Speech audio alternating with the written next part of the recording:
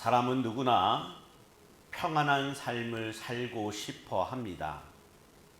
마음에 근심과 염려가 없는 평안을 누리고 싶어 하고 주변 환경도 걱정거리가 없는 평안의 삶을 누리고 싶어 합니다.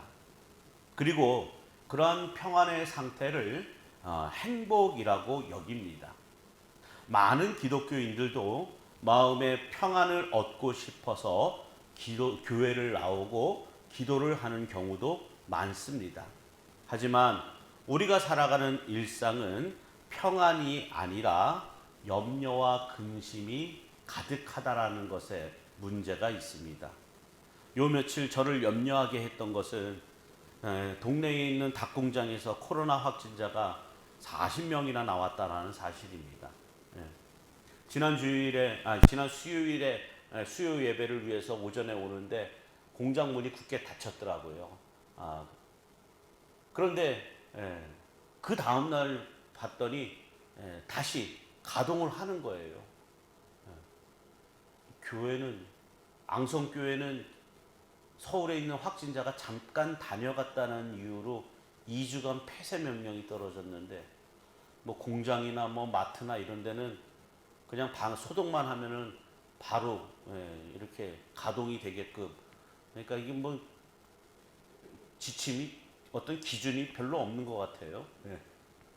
아무튼 하필 우리 동네 옆에 있는 그런 곳에서 확진자가 대거 나오는 바람에 혹 우리 동네에 영향을 미칠까, 또 우리 성도들이 많이 연로한 성도들이 많이 계시는데 그분들 혹여라도 접촉자가 되지는 않을까, 아마 아주 노심초사를 했습니다. 이처럼 우리의 반복되는 삶 속에서 평안의 상태가 잠깐 있을 수는 있지만요, 늘 염려와 근심이 찾아오는 것이 우리의 현실입니다. 그래서 사람들은 현실의 삶에 만족을 느끼지를 못합니다. 그래서 신앙생활이라는 것을 통해서 부족한 것을 채우고자 교회를 찾는 사람들이 있습니다. 열심히 신앙생활하고 열심히 기도하고 열심히 성경 읽고 열심히 헌금하면 하나님이 내 삶을 평안의 삶으로, 형통의 삶으로 인도하실 거라는 기대를 갖고 있습니다. 그래서 사람들의 이런 기대에 부응하기 위해서 많은 목사들이 엉뚱한 말을 합니다. 믿는 대로 된다는 거예요. 포기하지 말고 끝까지 믿음을 갖고 기도하라는 겁니다. 정성껏 예물을 바치며 하나님은 그 예물을 보시고도 응답하신다는 거예요. 성경에는 없는 말들을 마치 하나님의 말씀인 양 거짓된 말들을 외치고 있는 겁니다. 여러분은 성경에서 어떤 말씀을 듣기 원하고 계십니까? 여러분, 예수 그리스도를 믿으십시오. 그리고 신앙생활 열심히 하십시오. 11조도 열심히 바치고 열심히 기도하고 봉사하고 헌신하면 여러분의 삶이 달라집니다. 걱정과 근심과 염려가 사라지고 여러분 마음의 평안을 누리고 여러분의 삶이 만사형통해집니다. 이런 말 듣기 원하십니까? 아직도 많은 기독교인들이 이런 마음을 갖고 교회를 나오고 있는 현실입니다. 그런데요, 성경이 그런 내용으로 쓰여져 있다면 한 가지 분명히 기억해야 할 사실은 성령이 우리에게 오실 이유가 없다는 것입니다. 요한복음 16장 12절과 13절에 이렇게 말씀을 합니다. 내가 아직도 너희에게 이를 것이 많으나 지금은 너희가 감당하지 못하리라. 그러나 진리의 성령이 오시면 그가 너희를 모든 진리 가운데로 인도하시리니 그가 스스로 말하지 않고 오직 들은 것을 말하며 장래 일을 너희에게 알리시리라. 이렇게 말씀을 해요. 예수님이 이 세상에 오셔서 하나님에 대해서 말씀하셨고 하나님 나라에 대해서 말씀해 주셨어요. 하지만 세상은 예수님의 말씀을 알아듣지를 못했습니다. 그래서 죽였잖아요. 인간은 하나님을 위해서 살아가는 존재가 아니라 오직 자기를 위해서 살아가는 죄의 존재이기 때문입니다. 그래서 예수님이 말씀해 주실 것이 아주 많지만 누구도 감당할 수 없었던 것이고, 그것 때문에 성령이 오신 겁니다. 따라서 성령은 인간이 들을 수 없고 알 수 없는 진리를 듣게 하시고 알게 하시기 위해서 오신 거예요. 그러니까 복음은요, 진리는 성령이 아니면 누구도 듣지 않고 거부하게 되어 있다는 뜻입니다. 그래서 성령이 아니고선 누구든 예수를 주시라 시인할 수 없다는 거예요. 복음을, 진리를 받아들이지 못하는데 어떻게 예수를 구주라고 고백을 할 수가 있겠습니까? 진리의 성령이 오시면 너희를 모든 진리 가운데로 인도하신다라고 말씀하고 있어요. 그렇다면 그 진리의 세계가, 성령이 우리를 인도하시는 그 진리의 세계가 우리 마음적으로나 우리 환경적으로 평안을 누리는 것일까요? 도덕적이고 윤리적인 삶을 살면서 신앙인답게 착하고 좋은 일 많이 하는 것으로 삶이 변화되는 것이 진리의 세계를 사는 것입니까? 말씀드린 것처럼 그 정도 가지고 진리의 세계라고 할 것 같으면 진리의 성령이 오실 이유가 없습니다. 또 예수님의 말씀을 제자들이 감당하지 못할 이유도 없는 거예요. 너희가 구원받고 복 받으려면 나가서 착하고 좋은 일 많이 해라. 최소한 저 바리새인들보다도 더 열심히 착하고 좋은 일, 선한 일 많이 해. 그러면 제자들이 감당하지 못할 이유가 뭐가 있겠습니까? 힘써. 있는 대로 힘써. 좋은 일 많이 하면 되잖아요. 그런데 예수님은 너희가 감당하지 못한다라고 하셨어요. 오늘 본문에서 바울은요, 너희 몸은 너희가 하나님께로부터 받은 바 너희 가운데 계신 성령의 전인 줄을 알지 못하느냐? 너희는 너희 자신의 것이 아니라 값으로 산 것이 되었으니 그런즉 너희 몸으로 하나님께 영광을 돌리라, 이렇게 말을 합니다. 우리가 너무나도 잘 아는 말씀이에요. 저도 몇 번을 설명을 했습니다. 그런데도 우리는 우리가 성령의 전이고 값으로 산 것이 되었다는 말에 대해서 실감을 하면서 살지를 못합니다. 그래서 성경을 보는 우리의 마음이 늘 답답해지는 것을 경험합니다. 목사인 제가 아무리 이 구절에 대한 강해를 쉽게 설명을 해도 마찬가지입니다. 왜냐하면 가장 쉬운 말로 설명한다 해도 결국에는 우리의 본성에서 벗어난 이야기이기 때문입니다. 다시 말해서 말이 어려워서 알아듣지 못하는 것이 아니라 아예 세상에서 경험하지 못한 전혀 다른 세계의 이야기이기 때문인 거예요. 자, 바울이요, 너희는 너희의 것이 아니라고 말을 합니다. 우리의 머릿속으로는, 이론적으로는 얼마든지 그래, 나는 내 것이 아니다라고 인정할 수 있습니다. 하나님이 지으신 피조물이라는 것, 그리고 하나님이 그리스도의 피로 죄값을 치르시고 나를 죄에서 해방시키셨다라는 이 성경 내용을 근거로 나는 내 것이 아니라고 인정을 하고 말도 합니다. 얼마든지 가능해요. 하지만 실제의 삶에서도 그러한지를 물어봐야 합니다. 여러분이 지식으로는, 말로는 하나님이 주신 몸이라고 하지만 여러분의 삶 속에서 여러분의 몸은 누구의 것이라고 말을 합니까? 단적으로 말씀드리면 모든 사람에게 몸은 자기 것입니다. 제 아무리 생각을 쥐어짜며 내 몸이 아니라고 부인하려 해도 죄와 죽음의 존재인 인간은 자기 욕심을 채우기 위한 탐욕으로부터 자유로워질 수 없습니다. 생각과 무관하게 몸으로 살아가는 현실의 문제에서 벗어날 수 없는 겁니다. 현실의 문제뿐만 아니라 신앙생활에서도 다르지 않습니다.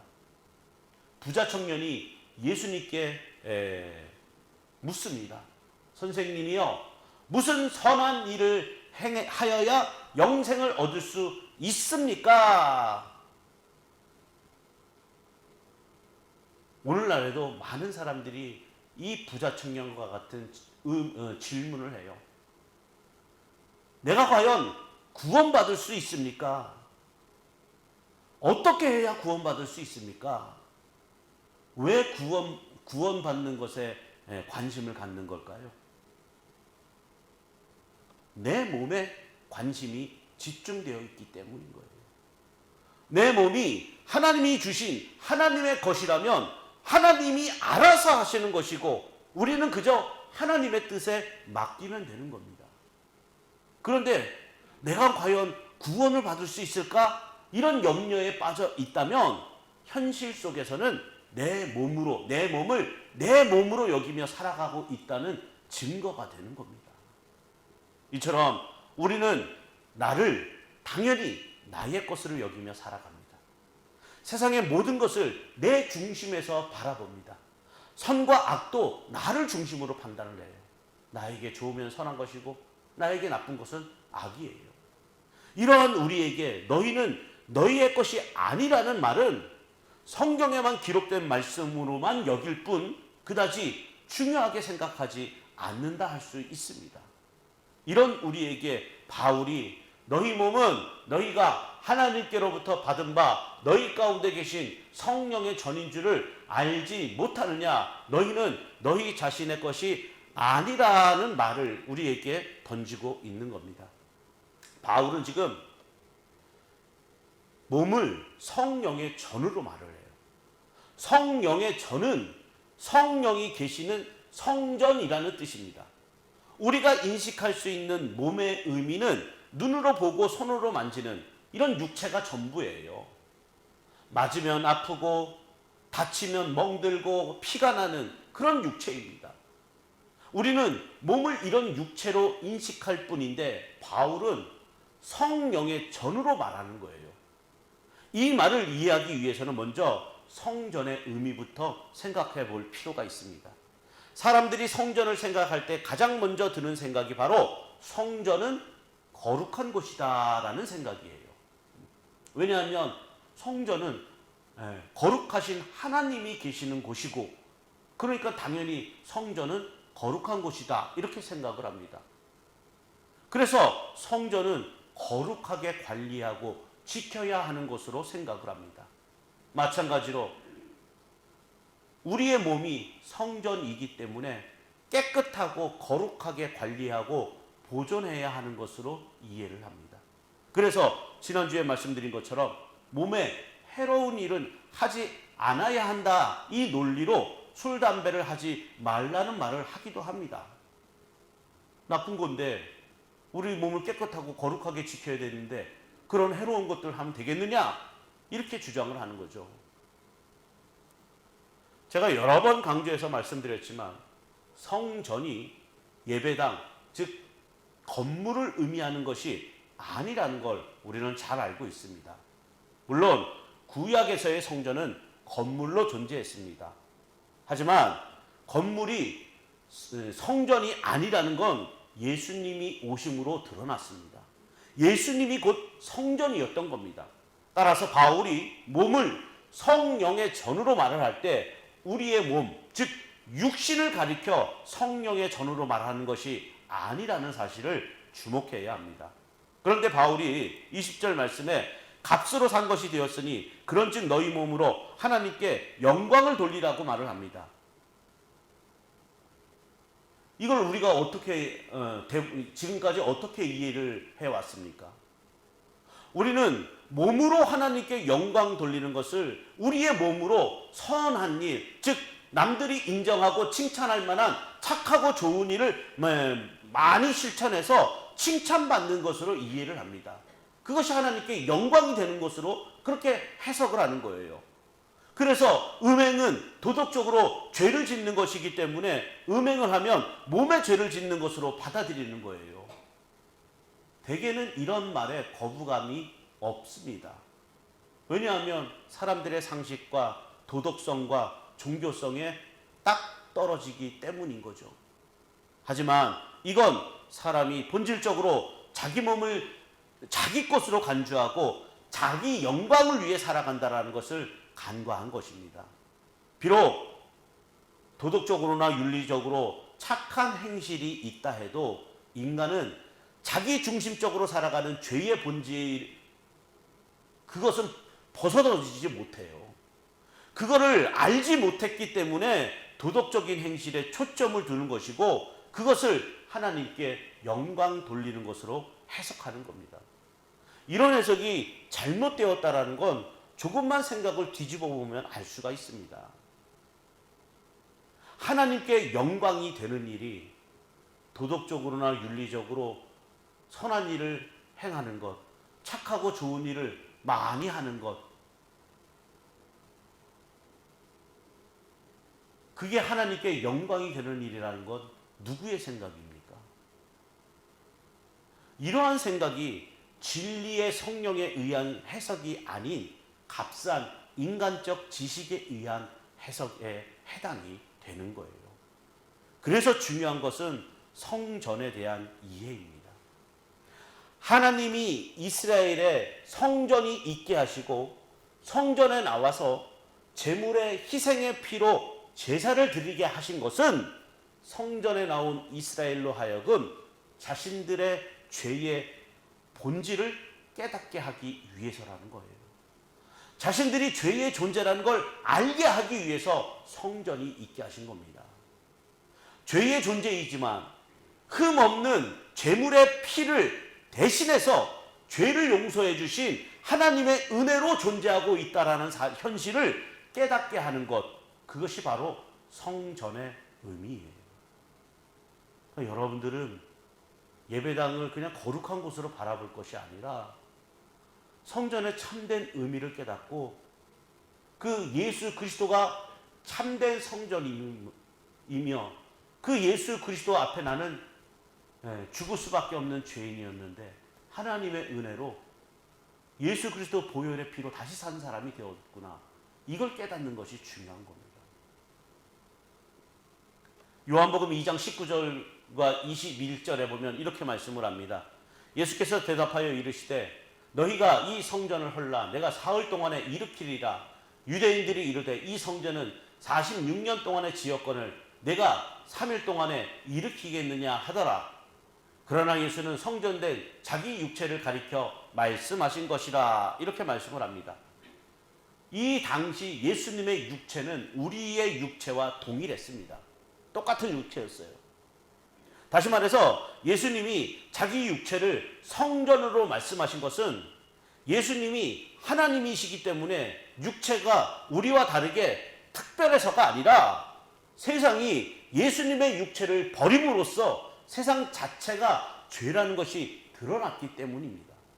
그러니까 십자가를 바라보면서 자신의 죄를 깨닫는 사람, 내가 바로 예수를 버린 죄의 존재라는 것을 깨닫고 나는 지금 예수님이 흘리신 보혈의 은총으로 인해 존재합니다 라고 고백하게 된다면 그 사람이 바로 성전이신 그리스도 안에서 그리스도의 지체이고 하나님의 은총을 증거하는 성전으로 존재하는 것입니다.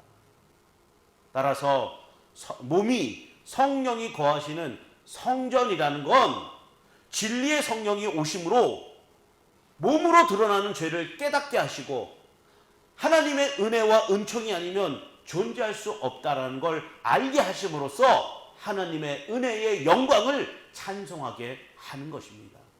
이것이 몸으로 하나님께 영광을 돌리는 거예요. 우리가 우리의 몸을 가지고 남에게 칭찬 들을 만한 어떤 착하고 좋은 일, 선한 일을 하는 것으로 하나님께 영광이 되는 게 아니라는 거예요. 너희는 너희 자신의 것이 아니라는 것도 우리의 영광을 위한 몸이 아니라는 뜻입니다. 우리는 하나님이 값으로 사셨습니다. 그리고 하나님이 치르신 값은 사도행전 20장 28절의 말씀대로 당신의 피입니다. 따라서 구원은 하나님이 자기의 피로 값을 치르셔야만 가능한 거예요. 이게 성경의 선언이에요. 구원은 우리가 얻고 싶다고 해서, 천국은 내가 가고 싶다 해서 갈 수 있는 것이 아니라 하나님이 자기의 피로 값을 치르셔야만 갈 수 있는 곳이에요. 그런데 자꾸 우리는 우리가 뭔가 열심을 내야만 우리가 이 몸으로 뭔가 보여줘야만 하나님이 뭔가를 베풀어 주시는 것처럼 그렇게 생각을 하는 거예요. 그러니까 우리의 몸으로 구원을 위해 무엇을 한다 해도 아무런 영향도 없게 되는 겁니다. 여러분, 진리의 성령이 함께한 사람에게는 사도 바울과 같은 믿음의 고백이 나와질 수밖에 없어요. 세상에서 유익하게 보이는 모든 것이 배설물로 여겨질 수밖에 없습니다. 그동안 하나님을 위한 신앙이라고 여겼던 자기 열심과 행함도 모두 헛된 것일 뿐이에요. 오히려 바리새인들처럼 자기 행함에 열심을 내서 구원에 이르려는 생각이 하나님을 무시하고 모독하는 죄라는 것을 깨닫게 되는 겁니다. 왜냐하면 자신의 몸에서 보게 되는 것은 죄가 전부이기 때문이죠. 그리고 그런 인간의 운명은 영원한 저주일 뿐입니다.